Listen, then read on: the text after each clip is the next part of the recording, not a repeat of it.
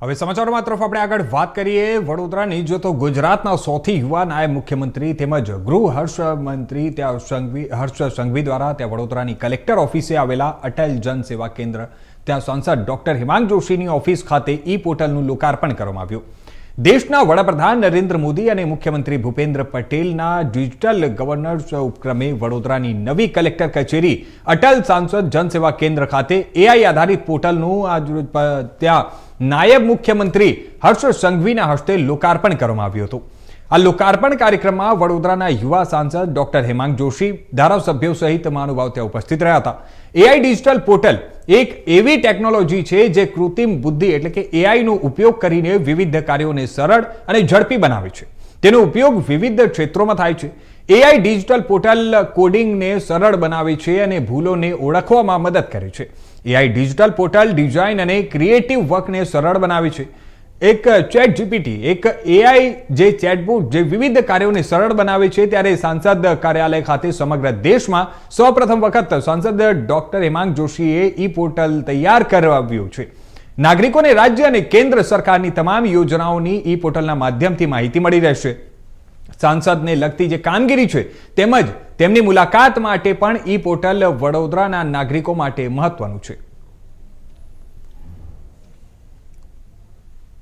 આપણા દેશના યશસ્વી વડાપ્રધાન આદરણીય નરેન્દ્ર મોદીજીના માર્ગદર્શનથી એમનાથી પ્રેરાય અને આપણા રાજ્યના માન્ય મુખ્યમંત્રી શ્રી આદરણીય ભૂપેન્દ્રભાઈ પટેલજી અને નાયબ મુખ્યમંત્રી શ્રી આદરણીય હર્ષભાઈ સંઘવીના ઈ ગવર્નન્સને પ્રોત્સાહન આપતું એક એવું નવતર પ્રયોગ કે જેમાં એમપી ઓફિસ ઈ પોર્ટલનું આજે આપણા યશસ્વી નાયબ મુખ્યમંત્રી અને વડોદરાના પ્રભારી મંત્રી આદરણીય હર્ષભાઈ સંઘવીજીના વરદ હસ્તે આજે અટલ સાંસદ જનસેવા કેન્દ્ર વડોદરા ખાતે એનું લોન્ચિંગ કરવામાં આવ્યું છે. અને એક ખૂબ જ ગર્વની વાત છે કે જ્યારે સમગ્ર દેશ ડિજિટલ ઇન્ડિયા તરફ આગળ વધી રહ્યો છે, ઘણીવાર નાગરિકોને ખબર નથી હોતી કે એમને કંઈક નાની વાત માટે થઈને પણ ઓફિસના ધક્કા ખાવા પડતા હોય છે. અને જો એમને ખબર પડે કે એ જ વસ્તુ એમના ફિંગર ટિપ્સમાં એટલે એમના મોબાઈલથી જે નાની વાત એમને સાંસદ કાર્યાલયથી તરત જ એમને જાણવા મળી જતી હોય, ત્યારે આનાથી રૂડું અને આનાથી સારી એક બાબત કોઈ ના હોઈ શકે. કારણ કે એક સાંસદ તરીકે જનપ્રતિનિધિની ના કામની જરૂર હરેક તબક્કાના નાગરિક, પછી એ નાનું બાળક હોય કે મોટા વડીલ હોય, તમામ લોકોને હોય. ત્યારે એમના ફોનથી જ ઈ ગવર્નન્સના માધ્યમથી એમને તમામ બાબતો જેવી કે અપોઇન્ટમેન્ટ્સ હોય, આગામી ઇવેન્ટ્સનું શેડ્યુલ હોય, એમપી લેડ્સને લગતા જે કામો હોય અને બીજી પણ ઘણી માહિતી, કેન્દ્ર સરકારની યોજનાની માહિતી હોય, રાજ્ય સરકારની યોજનાની માહિતી હોય, અથવા એમને ઘરે બેઠા જ કોઈ એમપી ઓફિસને કોઈ સજેશન્સ આપવાના હોય. ઘણા લોકો આ જોતા હો છો તો સાંસદ ઓફિસમાં રજૂઆત કરવા માટે આવતા હોય છે.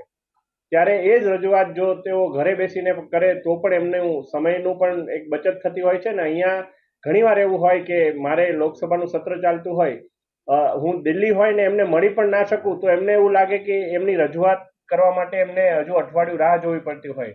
ત્યારે આવું કશું ના થાય અને એમને રજૂઆત તરત જ અમારા પોર્ટલની અંદર આવી અને એનો હું યોગ્ય એમને ઈમેલના મારફતે અથવા ટેલિફોનિક સંદેશના માધ્યમથી એમને જવાબ પણ આપી શકું, એવું એક સુંદર એક સમગ્ર પોર્ટલ એમપી ઓફિસ ઈ પોર્ટલનું એક શરૂઆત આજથી થવા જઈ રહી છે. અને આપના માધ્યમથી હું આ નંબર જણાવવા માંગીશ કે 9512769834 9512797834 આ નંબર પર આપ નમસ્તે લખશો એટલે તરત જ એમપી ઓફિસની તમામ જે મેઇન મેનુ છે એ આપની પાસે આવી જશે. એમાંથી આપને મારો સંપર્ક કરવો હોય, મારા સોશિયલ મીડિયા સુધી પહોંચવું હોય, અપોઇન્ટમેન્ટની રિક્વેસ્ટ મૂકવી હોય કે આગામી દિવસોની અંદર એમપી લેડને લગતા પણ જે સૂચનો હોય એનું કામ કેટલે પહોંચ્યું એનું પણ ડિરેક્ટલી એમપી લેડની વેબસાઇટ સાથે એનું લિંકેજ કરવાનું હોય. આ તમામ માહિતી અત્યારે થઈ રહી છે.